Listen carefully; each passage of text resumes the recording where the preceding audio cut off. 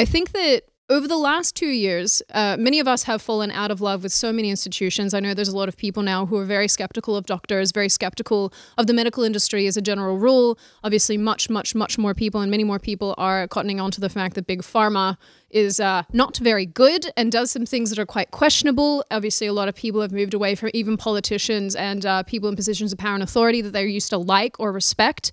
Obviously, the police have lost a lot of support in the last little while because of some of the behavior in response to protests and whatnot. But this potentially, for me, and maybe for you too, and maybe even for Brandon as well, was so sad to realize that when you work in media and you know a lot of people who work in media and you look at some of the names in the story that we're just about to get into and you see that, you know, perhaps, you know, Fox News and Newsmax and some of these other outlets that you think in some capacity might be trustworthy, might be. I mean, I know Fox News is a big player, so maybe we don't lump them together, but certainly Newsmax and some of these other ones, you want to trust them because they are technically, you know, quote unquote, on your side in the sense that much of what they report leans to the right.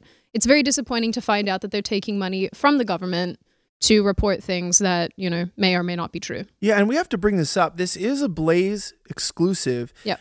Meaning this is directly through filing for the Freedom of Information Act, an exclusive here that we wanted to bring to you guys that the federal government paid hundreds of media companies.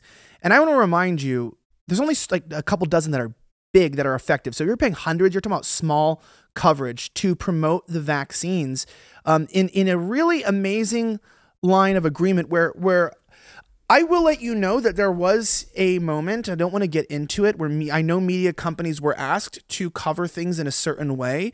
I know this company, BlazeTV, did not capitulate to those requests, and I'm not aware of any show host taking any money or taking any backing from the government. I think a lot of us were like you and just said, fuck you to the government, and I'm going to say whatever I want. And we've been ridiculed. And what you might have noticed is that during the pandemic or the scamdemic, whatever you want to call it, is one of the main things, Sydney, that brought us together was the fact that we were being ridiculed early on by somebody, which we're not going to get into, for our stance on these things. I always laughed that, of course, my background is in you know, molecular development. I'm very familiar with this sort of delivery system and technology, and I understand virology, immunology in a pretty functional way.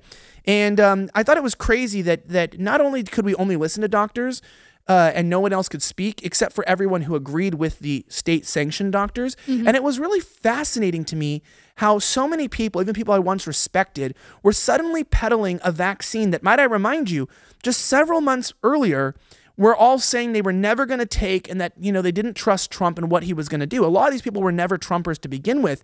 And you realize that our media companies have not only been lying to us, but in fact, when I say state-sponsored media, like I use that phrase a lot, not like or regime media, I say that because people don't realize that the regime funds some of these networks a lot more than you would understand, even if it's through, let's say, proxy, like they're giving money to Pfizer and Pfizer's giving the money to the network. The government is spending money to make these sheep speak to us. And if they're sheep, then that makes anyone who listens to them something much worse. And it is so alarming what's in this document and what we were able to find proof that we were not lying to you over the last couple years, and that you should doubt everything you've heard about these jabs. Everything that you've been told was designed and given in script form to these people in the news, even the news coverage that you trust, like these networks that claim to be conservative. It's so wild that we're barely getting these documents now.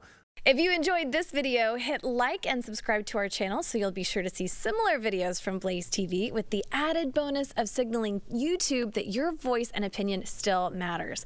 And if you're looking for more great conservative content, check out one of the 2 videos suggested here.